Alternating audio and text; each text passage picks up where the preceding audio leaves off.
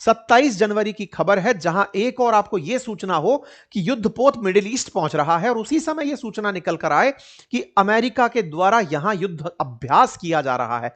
होता क्या है युद्ध अभ्यास? मतलब यह है कि अगर अब हमें ईरान से लड़ना है तो हमारे क्या क्या इंस्ट्रूमेंट अरेंजमेंट्स रहेंगे, हॉक आई को कहां उड़ाएंगे, फाइटर जेट कहां उड़ेगा, किस तरह से हम लोगों को करना होगा, कमांड सेंटर कहां बनेगा, किसको किससे कोऑर्डिनेट करना होगा, उस जगह के हिसाब से पूरी युद्ध की तैयारी। आप सोचिए किसी देश की बगल में पहुंचकर आप युद्ध अभ्यास कर रहे हैं, इससे बड़ी धमकी आप उस देश को क्या देंगे?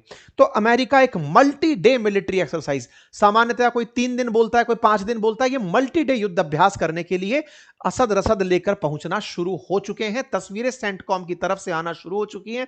मल्टी डे के एक्सरसाइज के हिसाब से इन्होंने अपनी तरफ से सारे की सारे कॉम्बैट के करने के जितने भी उपकरण हैं उनको पहुंचाना शुरू कर दिया है। इसी बीच में डियागो गार्सिया कैसे सुर्खी में आया, मैं अब आपको उसका हिंट देता हूं। असल में इंडिया के दक्षिण में मॉरिशस के नजदीक आइलैंड्स हैं, चागोस आइलैंड जिन्हें कहते हैं, उनमें एक आइलैंड है जिसका नाम डियागो गार्सिया है, जिसे यूके ने मॉरिशस से 99 ईयर की लीज पर फिलहाल मांगा है, जब इंटरनेशनल कोर्ट ने उसे मॉरिशस को देने के लिए कह दिया था। डियागो गार्सिया पर कुछ दिनों पहले ट्रंप का एक बयान आया और उन्होंने यूके को बेवकूफ कहा कि ये पागल लोग हैं, ये डियागो गार्सिया मॉरिशस को दे क्यों रहे हैं। इससे कयास लगाए जाने शुरू हुए कि जब ट्रंप के सामने ब्रीफिंग चल रही होगी, क्योंकि यह खबर 5 दिन पहले आई थी, आप रिलेट करिएगा, ट्रंप के सामने ब्रीफिंग चल रही होगी, क्योंकि पिछले 15 तारीख को तो अमेरिका पूरी तरह तैयार था कि चलो ईरान पर हमला करेंगे। 15 से लेकर 25 के बीच में इन्होंने स्ट्रेटेजी बदली। जब स्ट्रेटेजी बदली तो इनके सामने यह प्रेजेंटेशन आया। प्रेजेंटेशन यह आया कि सर हम एक और तरीके से युद्ध कर सकते हैं। बोले बताओ? बोले एक तरीका यह हो सकता है हम अपने युद्ध पोतों को वहां भेजें। बोले बहुत टाइम लगेगा। बोले सर आप अनाउंस कर दो, मैं हमला ही नहीं कर रहा तो सब लोग शांति में आ जाएंगे। बोले ठीक है। तो इन्होंने युद्धपोत तो पहले रवाना किए। बोले सर फिर भी युद्धपोत का भी एक सेकंड ऑप्शन रखना होता है, plan A, plan B, plan C सब रेडी करके रखना होता है। तो युद्धपोत का डियागो गार्सिया है ना, प्लान बी बन सकता है। तो इन्होंने डियागो गार्सिया की बैठक ली होगी। जब बैठक ली होगी तो ट्रंप तो मुंहफट आदमी है, तो उस बैठक में उन्होंने कहा कि इसके ऊपर किसका कंट्रोल है? बोले सर यूके वालों का। पर यूके वाले सर इसको उसको दे रहे हैं, मॉरिशस को दे रहे हैं। बोले पागल हैं क्या ये लोग?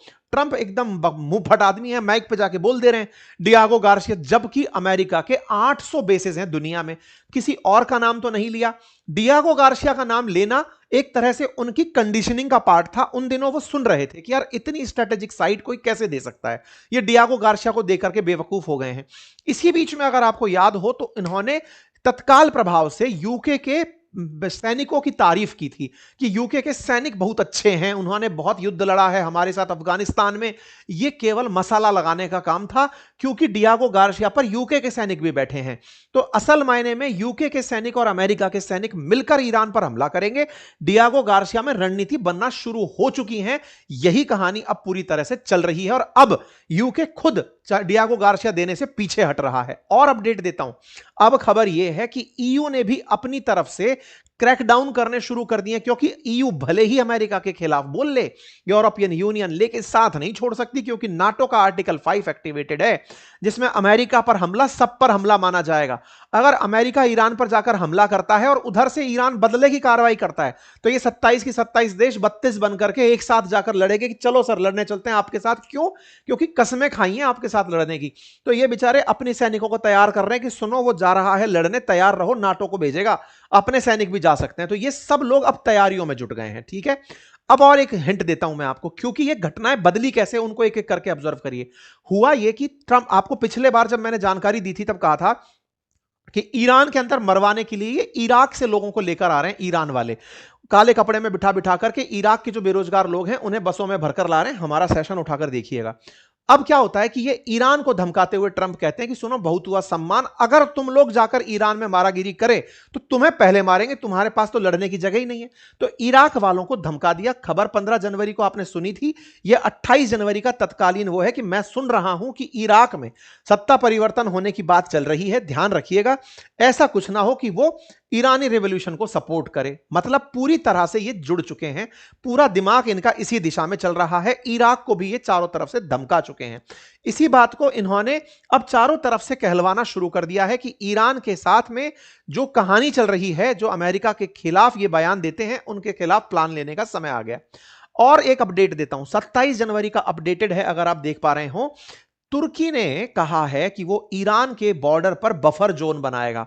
बफर जोन बनाएगा का मतलब समझिए कि ईरान से अगर भागकर कोई लोग ईरान में तुर्की में प्रवेश करते हैं, क्योंकि ईरान का तुर्की से बॉर्डर जुड़ता है, तो उन लोगों को उस बफर जोन में एक ऐसे क्षेत्र में जो ईरान का कहलाएगा ना तुर्की का कहलाएगा, वहां रख लूंगा। इस तरह से इसने बफर जोन डिक्लेयर कर दिया है। मतलब समझ रहे हैं, इराक को धमका दिया गया, डियागो गार्सिया पर वो हो चुका है, तुर्की तैयारी कर रहा है कि बफर जोन बनाऊंगा। कहां लगता है बॉर्डर? ये ईरान रहा, ये तुर्की से बॉर्डर। इराक को धमका दिया गया, पाकिस्तान तो वैसे दुम दबा के बैठा है, अफगानिस्तान में कुछ है नहीं, और इधर से मिडिल ईस्ट तो आएगा ही नहीं, ये सेंट्रल एशिया तो आएगा ही नहीं। अब ये लोग अपने जहाज लगाकर यहां खड़े हैं। बचे ये सारे के सारे देश, जिन देशों ने अपनी तरफ से क्या किया आप जानकर आश्चर्य करेंगे। इनको पकड़ने की तैयारी हो रही है पूरी। ऐसे में ईरान अपनी तरफ से तैयारी करते हुए कह रहा है कि गलती से अमेरिका वालों, अगर तुमने हमारे खिलाफ कुछ भी करने का प्रयास किया तो हम बदला कड़ा कार्रवाई करेंगे। तो ईरान के प्रेसिडेंट पजेश्कियन ने अपनी तरफ से सऊदी के प्रिंस मोहम्मद बिन सलमान को कॉल किया। यह कल की खबर है। जब आप इस खबर को देख रहे हैं तो इस खबर में आगे चलिए। ईरान के प्रेसिडेंट ने कहा कि अगर क्षेत्र में अस्थिरता आती है यूएस के थ्रेट से, तो भैया तुम संभल कर रहना। इस पर अब देखिए अपडेट यह है कि बिन सलमान का आज का मैसेज है, 28 जनवरी, Saudi territory be used for attack on Iran. Bin Salman says won't let Saudi territory be used for attack on Iran. बोले हम अपनी जगह का आप पर हमला करने के लिए इस्तेमाल नहीं होने देंगे। हे ईरान, हमें माफ करो। क्योंकि इन्हें पता है कि अगर बेटा ईरान का तो कुछ लगा नहीं है, ईरान वाले कुछ नहीं करेंगे, दूसरे दिन ही सऊदी अरामको की जो फैक्ट्री है ना, जो रिफाइनरी है वर्ल्ड की सबसे बड़ी, उस पर गोला फेंकेगा वो। उसको पता है कि बेटा हम तो डूबेंगे, तुम्हें नहीं छोड़ेंगे, और वो सऊदी के ऊपर बहुत बड़ा नुकसान होगा। उसका आरामको रुका, सऊदी के नस कट जाएगी, ये हालत होगी।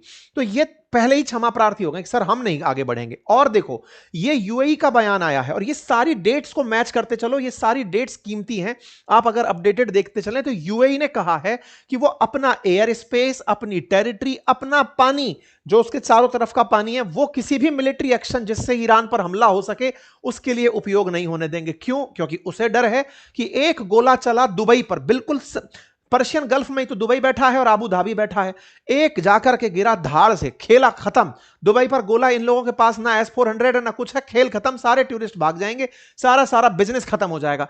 ईरान अमेरिका का नुकसान नहीं पहुंचाएगा, उसका तय है। वो बेटा तुम्हारा सऊदी अरामको उड़ाएगा, तुम्हारे दुबई और आबू धाबी में गोला मारेगा, तुम सब सेट हो।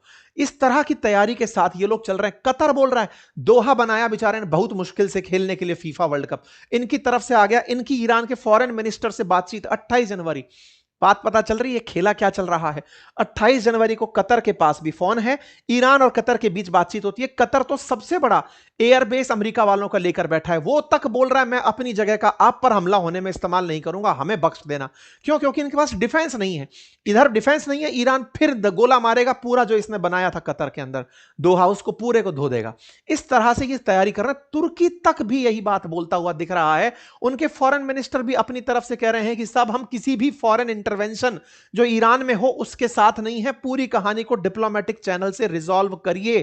तो अब समझिए, ईरान के साथ में इराक को धमका दिया गया है, तुर्की मना कर रहा है, सऊदी हट गया है, कतर हट गया, सब तो पीछे हट गए। सर मत मारिएगा, मर जाएंगे।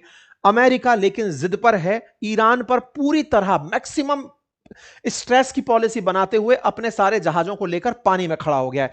मिडिल ईस्ट के देशों ने कहा था कि आप हमारी जगह मत यूज होने देना। असल में धोखा तो ईरान को मिडिल ईस्ट के देश ही दे रहे हैं, हमारी जगह यूज मत होने देना, लेकिन आप अपना पानी का बेड़ा लाओ फिर मार लेना। मैं अपने आप को तो बचाऊंगा, तुम पर हमला किसी और से करवाऊंगा। इस रणनीति को जब ये अपनाते चल रहे हैं, इससे अब खेला आगे की तरफ बढ़ रहा है। स्ट्रेट ऑफ हॉर्मुज में आकर अमेरिका खड़ा होगा, और जब वो शैडो फ्लीट पर पाबंदी लगाएगा, ईरान रिटेलिएट करेगा। तो खेला अब और तेजी से आगे बढ़ रहा है। इनकी क्या कहानी है?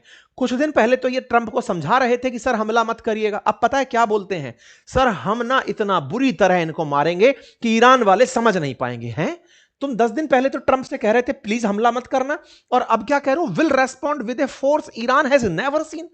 मतलब बदल गए हैं समीकरण। इजराइल पूरी तैयारी में आ चुका है अब, क्योंकि उसको समझ में आ गया है कि अब अमेरिका अपना बेड़ा लेकर यहां पहुंच चुका है, अमेरिका पीछे नहीं हटेगा, अब तैयार है। बोले सर खेल दो आप, ये नेतन्याहू का बयान है।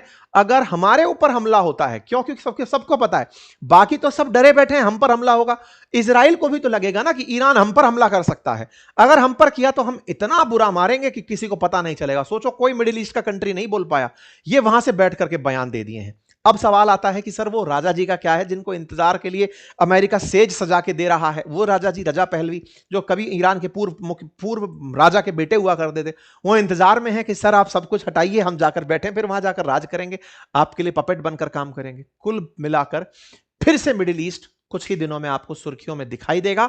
समीकरण सज चुकी हैं, मिलिट्री ऑपरेशंस हद मार के 5 दिन में आपको कोई बड़ी न्यूज यहां से निकलती हुई दिखाई देगी। उम्मीद है आप सभी लोग इन सारे समीकरणों को बाय द डॉट कनेक्ट कर पाए हो। बाकी आप लोग इस विषय पर जो सोचते हैं जरूर कमेंट बॉक्स में बताइएगा।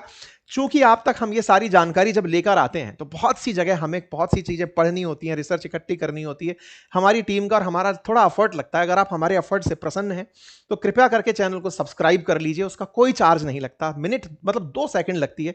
सब्सक्राइब का वीडियो के नीचे बटन दिख रहा है, उसे दबा दीजिए, ताकि भविष्य में जब हम आए तो आप तक सूचना पहुंचे और हमारा और हमारी टीम का हौसला बढ़े, ताकि आप तक अच्छा काम लेकर आ सकें। Thank you so much. बाकी किताब के ऑर्डर जिनके भी जारी हैं उन तक किताबें सही समय पर पहुंच जाएंगी। बाकी फ्री डीमैट अकाउंट अगर आप खुलवाना चाहते हैं तो उसका लिंक भी डिस्क्रिप्शन में दिया हुआ है। हमारे कोर्सेज अपनी पाठशाला और बातें बाजार की पर उपलब्ध हैं, एप्लीकेशन पर आप हमारे कोर्सेज वहां से ले सकते हैं। थैंक यू सो मच, अपना ख्याल रखें।